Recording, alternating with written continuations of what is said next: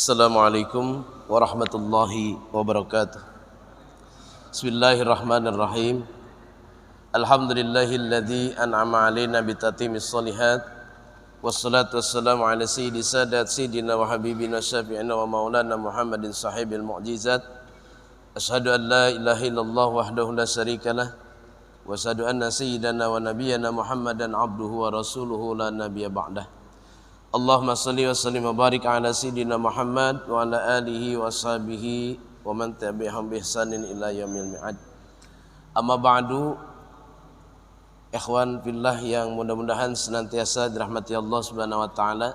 Malam ini kita bersyukur kepada Allah karena masih diberikan satu nikmat, yaitu nikmat iman, nikmat Islam, nikmat sehat wal afiat, dan juga yang tak terkalah pentingnya yaitulah nikmat dijadikan kita semua sebagai umatnya Nabi Muhammad sallallahu alaihi wasallam. Salawat teriring salam yang senantiasa tercurah pada Nabi besar Muhammad sallallahu alaihi wasallam, pada para sahabatnya, para pengikutnya, mudah-mudahan termasuk kita sekalian selaku umatnya yang berada di akhir zaman. Dan jamaah sekalian yang dimuliakan Allah, malam ini kita melaksanakan satu kewajiban kita thalabul ilmi. Setelah kita melaksanakan kewajiban fardhu ain kita salat maghrib yang dilanjutkan dengan salat berjamaah dan zikir yang lainnya, mudah-mudahan duduknya kita di masjid yang mulia ini dijadikan sebagai amalan yang baik dan dijadikan sebagai pembenaran amal yang nanti akan sama-sama kita lihat di yaumil qiyamah. Jamaah sekalian yang dimuliakan Allah, malam ini kajiannya akhlak, yaitu saya mengambil dari surat An-Nisa. Bismillahirrahmanirrahim. Wa'budullaha wa la tusyriku bihi syai'a wa bil walidaini ihsana wa bidzil qurba wal yatamal masakin wal jari dzil qurba wal jaril junubi was sahibi bil jambi wa ibnis sabil wa ma malakat aymanukum innallaha la yuhibbu muhtalan fakhura Allahu a'lamu bi muradihi bidzalik.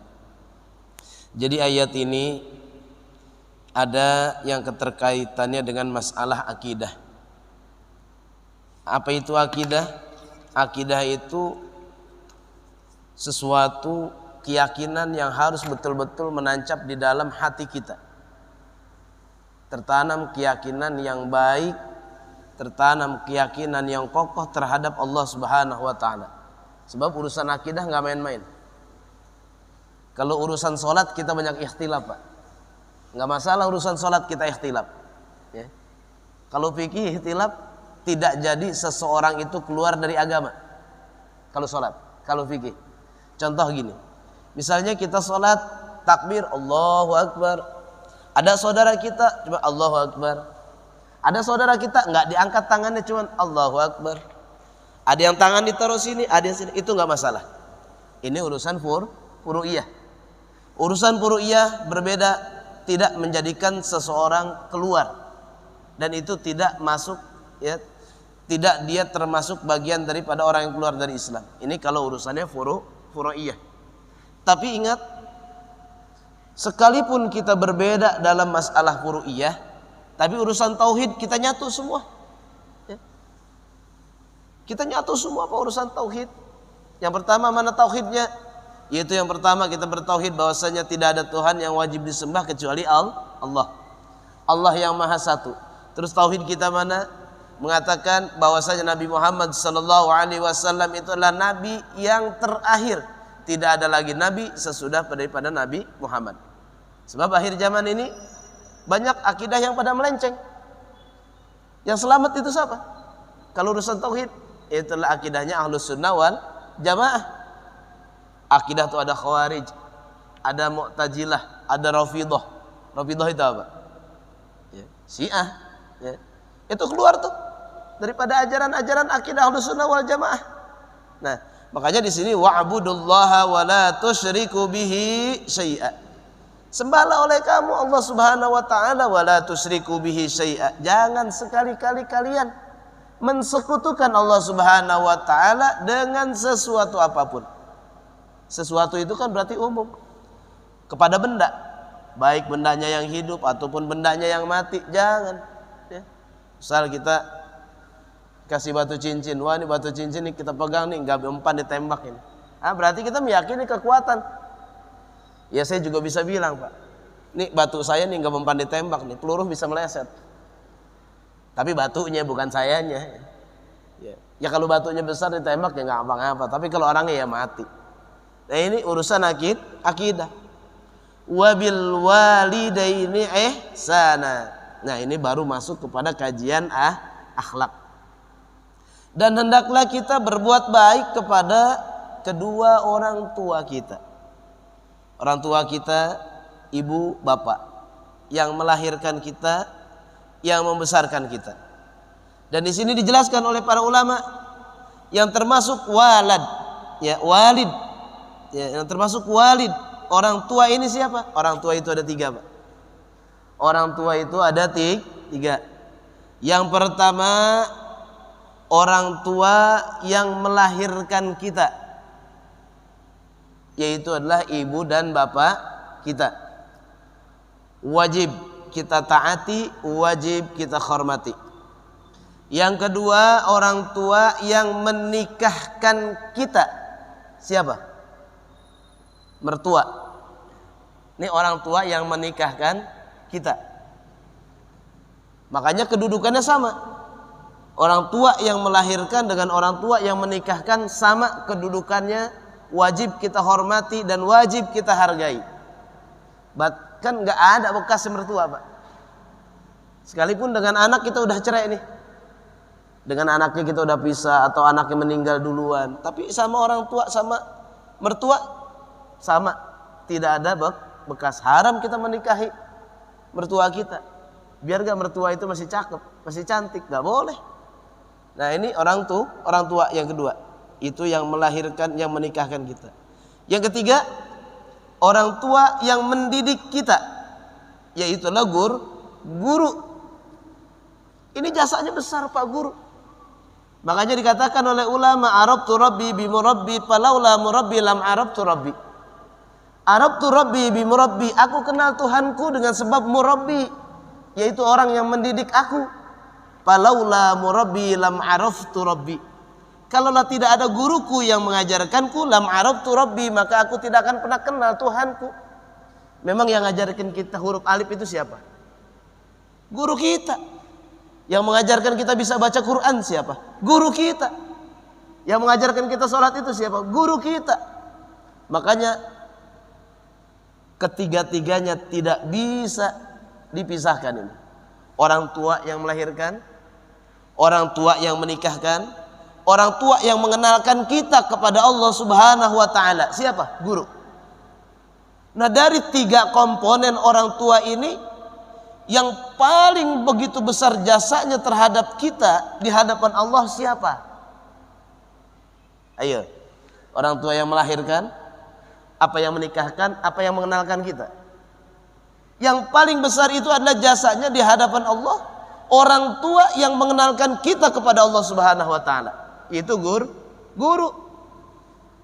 Nggak mungkin kita bisa berbakti kepada kedua orang tua kita yang melahirkan, nggak bisa. Kita nggak mungkin kita bisa bakti kepada orang tua yang melahirkan kita kalau nggak ada guru yang mengajarkan kita untuk bisa berbakti. Nggak mungkin kita bisa mengetahui halal dan haram kalau tidak ada guru yang memberitahu. Nggak bisa kita menghormati orang tua yang melahirkan, nggak bisa kita menghormati orang tua yang menikahkan kalau tidak ada guru yang mengenalkan kita. Makanya dari 3 tadi, orang tua yang paling berjasa di hadapan Allah kepada kita, yaitulah orang tua yang mengajarkan kita tentang agama, orang tua yang mengenalkan kita kepada Allah, orang tua yang menyelamatkan kita dari dunia sampai akhirat. Wabil walidaini ihsana, dan hendaknya kita berbuat baik kepada kedua orang tua kita, baik orang tua yang melahirkan, orang tua yang menikahkan, orang tua yang mengajarkan kita tentang agama. Wabidil kurba, dan hendaklah kita berbuat baik kepada kerabat dekat. Siapa ini kerabat dekat? Adik kita, kakak kita, abang kita. Bahkan gini, Pak, ada satu hadisnya, ada satu keterangan hadis ini di dalam kitab Bukhari dijelaskan begini. Sekalipun kita ini sholat, malam hari kita sholat 1000 rakaat, 1000 rakaat sholat sunnah kita kerjakan. Di siang hari kita menghatamkan 1 Al-Quran, disertai dengan berpuasa. Ini orang udah mulia banget ini. Malam hari waktunya dihabiskan dengan sholat. Pagi hari siangnya dihabiskan waktunya membaca Al-Quran sampai khatam, disertai dia sambil puasa. Tapi di dalam hatinya tidak ada rasa sayang terhadap saudaranya yang sedang keadaan susah. Lihat saudaranya, adiknya susah, cuek. Lihat kakaknya susah, cuek. Artinya dia fokus sudah baca Quran aja deh. Dia nggak mau tahu tuh keadaan adiknya. Dia nggak mau tahu keadaan saudaranya. Dia nggak mau tahu keadaan yang ada di sekelilingnya, keluarga dia dzil qurba tadi. Gimana nih kalau begini? Maka tetap kalau dia mati mata jahiliyatan. Dia matinya tadi seperti keadaan kematian orang-orang bangsa jahiliyah yang ada di zaman Nabi. Waliyazubillah. Kenapa? Gara-gara tidak tertanam rasa sayang, tertanam tidak ada kepedulian kepada saudara dekat yang dalam keadaan susah, kepada keluarga apalagi yang sedang dalam keadaan musibah. Dia lebih fokus dengan membaca Qur'annya, dia lebih fokus dengan ibadahnya, tapi dia tidak peduli kepada keluarga yang ada di sekelilingnya. Maka yang seperti ini kalau dia mati, maka matinya tadi dalam keadaan seperti orang-orang jahiliyah. Sholat kita kayak apa, Pak? Kita udah sholat belum semalaman? Kita sholat sunnah kita berapa rakaat semalam ini? Ya Allah, kita subuh aja udah mau kesiangan kalau nggak ada teriak-teriak di speaker. Ada juga yang udah pas udah lagi Allah Akbar dia udah bangun. Kita boro-boro mau sholat sunnah 1000 rakaat semalaman. Kita itu sholat malam bulan puasa aja ya. Itu juga gara-gara istri bangunin sahur. Daripada nungguin istri sahur lama, kita sholat sunnah dulu. Kayaknya nih kita males nih. Kelihatan muka-muka orang-orang sering tahajud sama orang-orang gak tahajud tuh kelihatan mukanya. Ya. Muka orang-orang yang rajin tahajud itu ada asar wudhu di sini, ada asar sujud. Ya. Jadi Allah bedain itu, kelihatan ketara. Ya. Nah sekalipun kita sholat malamnya sampai 1000 rakaat, 1000 rakaat, siangnya kita puasa, disertai baca Quran 1 kali khatam setiap hari, tapi tidak tertanam rasa sayang terhadap keluarga yang ada di samping kita, mereka dalam keadaan susah. Kalau dia mati seperti keadaan orang-orang jahiliyah yang ada di zaman Nabi. Wal iyadzubillah. Wa bidzil qurba. Ini akhlak kita. Wal yatama wal masakin. Dan tanamkan rasa kasih sayang kita, kecintaan kita kepada siapa? Al yatama, kepada anak-anak yatim. Siapa yatim? Orang yang tidak ada bapaknya. Bapaknya itu udah meninggal dunia. Sayangin anak-anak yatim. Jangan yatim dijadiin obyekan. Allah, na'udzubillah min dzalik. Yatim dijadiin obyekan. Bikin apa? Oh, anak bikin ini unian urusan yatim. Enggak taunya dapat bantuan misalnya, ya, dari masyarakat pura berapa sehari. Ada donatur ngasih 1,5 juta. Yatim makannya apa? Makannya cuma tempe sama tahu. Tapi akhirnya dia enak-enakan, dia beli daging sama anak bininya makan sate. Duitnya dari mana? Duitnya dari situ. Jolim ini. Jangan.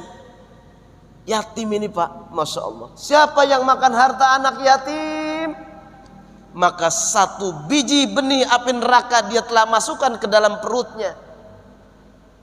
Satu benih api neraka dia masukkan ke dalam perutnya. Jangan kita jadikan obyekan anak yatim. Nyari duit buat yatim paling gampang, Pak. Paling gampang. Dan itu ujian dari Allah Subhanahu wa taala. Ya. Coba kalau buat masjid agak susah sedikit, apalagi buat pondok, ya. Buat pondok agak susah, Pak. Saya bikin pondok udah 2 minggu udah berjalan, alhamdulillah. Ya, kalau saya bilang sama Ustaz Salim, saya ngare ya. Ada yang bilang, Ustaz bikin aja nama yatim dan duafa. Enggak. Anda pertanggungjawabannya di hadapan Allah besok, saya bingung ntar kalau saya mati. Ya kalau kita mau gampang itu.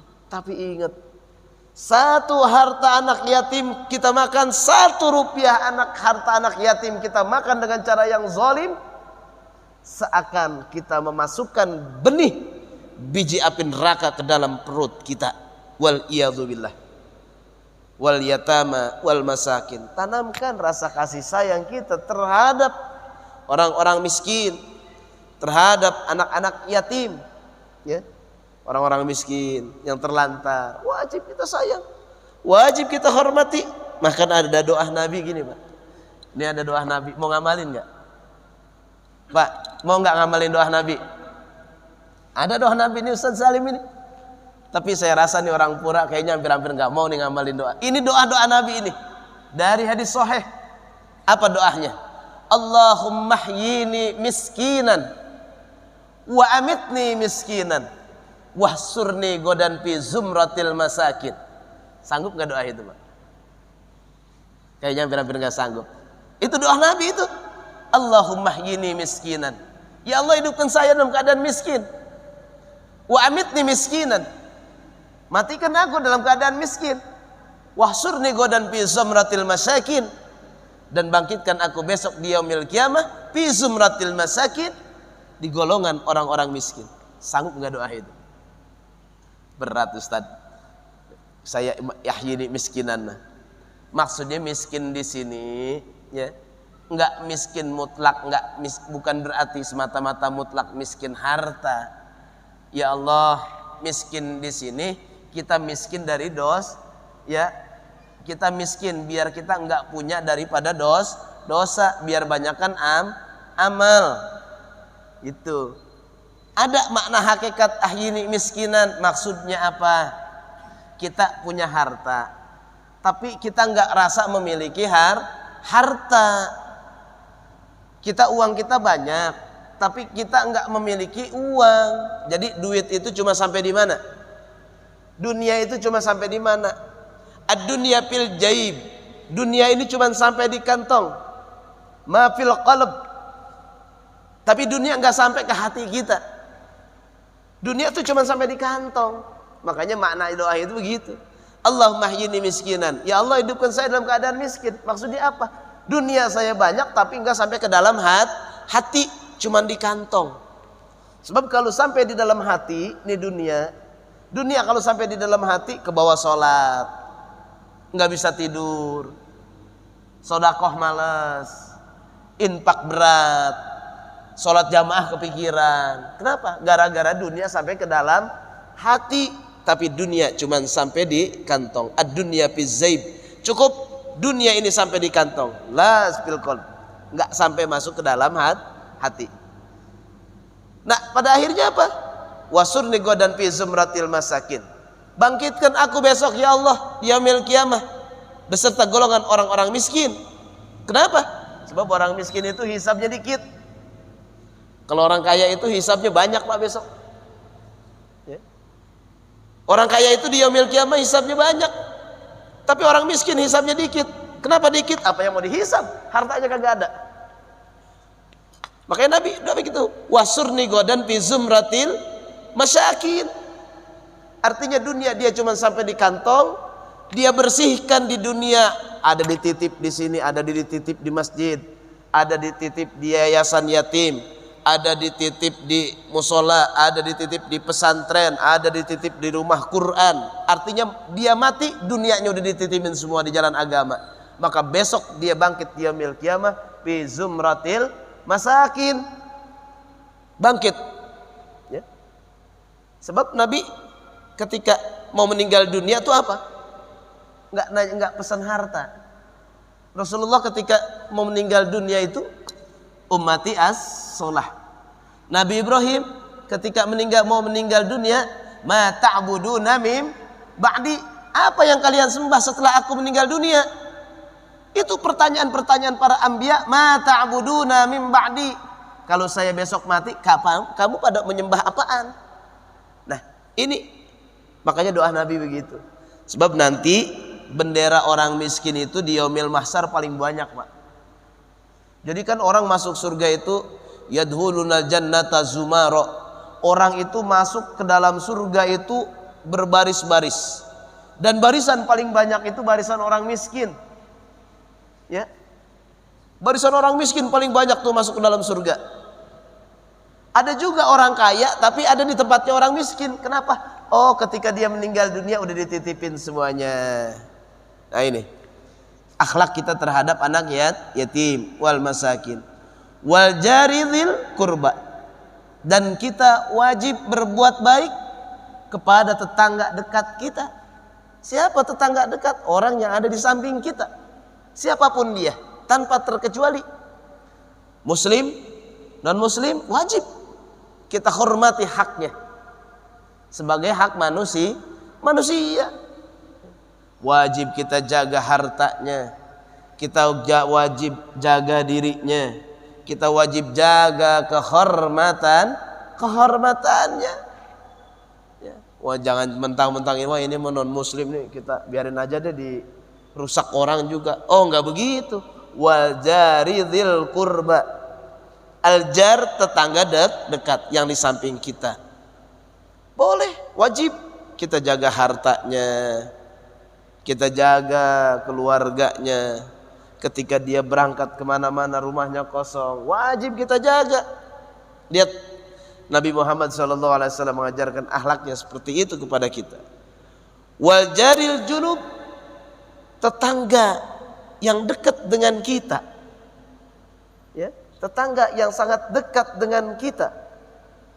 Siapa tetangga yang dekat dengan kita? Ya siapa aja, ya. Baik dari kalangan yang senasab ataupun yang tidak senasab, yang dekat dengan kita.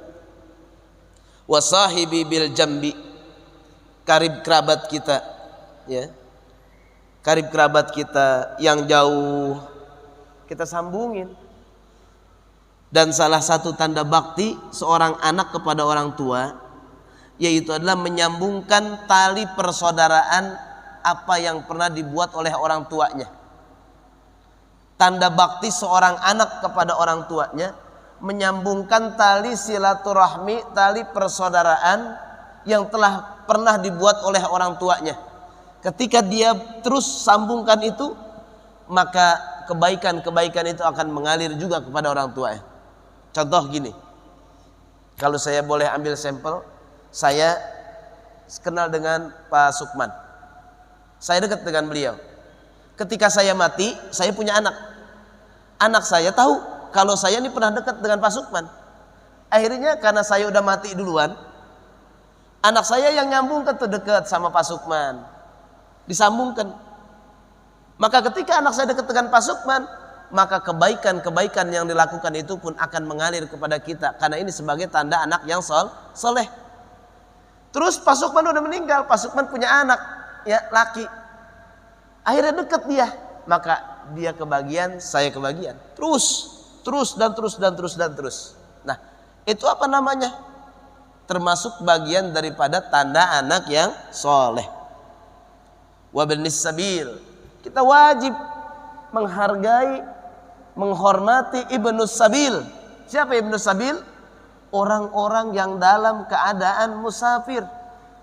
Orang yang musafir, mereka berangkat dari rumah kemana, dengan tujuan kemana, singgah di tempat kita, mereka belum makan. Kalau kita ada, wajib kita kasih, wajib kita hormati. Dia datang ke tempat kita, dia datang mengucapkan salam di tempat kita, maka itu wajib kita hormati. Wa ma malakat aimanukum, dan wajib kita menyayangi ma malakat aimanukum, apa yang kita miliki.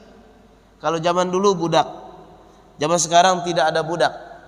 Siapa yang termasuk malakat aimanukum? Orang-orang yang ada di dalam rumah kita, termasuk pembantu kita. Jangan main-main, kita punya pembantu, tanggung jawab kita juga itu. Sholatnya tanggung jawab kita. Ada orang kerja di rumah kita, wajib kita ini tuan rumah mengingatkan dia sholat. Misal di rumah kita ada tukang nih lagi kerja, masuk waktu zuhur, itu wajib ya, kita ingetin. Mas, udah sholat, udah masuk zuhur dulu mas. Nah, kalau kita nggak ingetin, dia nggak sholat, maka kita terkena dosanya. Kenapa? Karena kita membiarkan orang tersebut dalam meninggalkan sholat. Jadi tanggung jawab kita itu bukan terhadap anak, istri saja. Siapapun yang ada di dalam rumah kita, ibadahnya itu adalah tanggung jawab kita untuk memberikan peringatan kepada mereka. Kita punya pembantu, misalnya kita punya saudara yang sedang nginep di rumah kita, itu wajib kita ingetin. Jangan kita biarkan. Karena ketika kita biarkan, berarti kita membiarkan kemaksiatan ada di dalam rumah. Ketika kita membiarkan ada kemaksiatan di dalam rumah, maka rahmatnya Allah itu akan jauh turun ke rumah kita. Innallaha la yuhibbu man kana mukhtalan fakhura. Sesungguhnya Allah Subhanahu wa taala tidak suka, ya, tidak cinta, tidak senang kepada orang yang selalu mukhtalan, berlebih-lebihan, fakhura, dan merasa besar dirinya. Sebab siapa diri kita, Pak? Kita mau ngaku besar. Kita besar ini kalau lagi sehat. Kita dikasih sakit, kita lemah banget, Pak. Ya Allah. Jangan dikasih yang lain. Kita dikasih pilek aja udah bingung. Menandakan apa? Menandakan diri kita ini lemah. Kita nggak punya kekuatan apa-apa. Yang berhak memiliki kekuatan yaitu adalah Allah Subhanahu wa taala. Jemaah sekalian yang dimuliakan Allah, mungkin itu saja yang bisa Al-Fakir sampaikan, dan mohon maaf mungkin setelah ini Al-Fakir juga langsung jalan karena ada pengajian rutin juga ya. Fakir salat Isya di sana. Kurang lebihnya mohon maaf. Al-afu minkum billahi taufiq wal hidayah. Assalamualaikum warahmatullahi wabarakatuh. Kita tutup sama-sama dengan doa kafaratul majlis. Subhanakallahumma wa bihamdika asyhadu an la ilaha illa anta astaghfiruka wa atubu ilaik. Alhamdulillahirabbil alamin.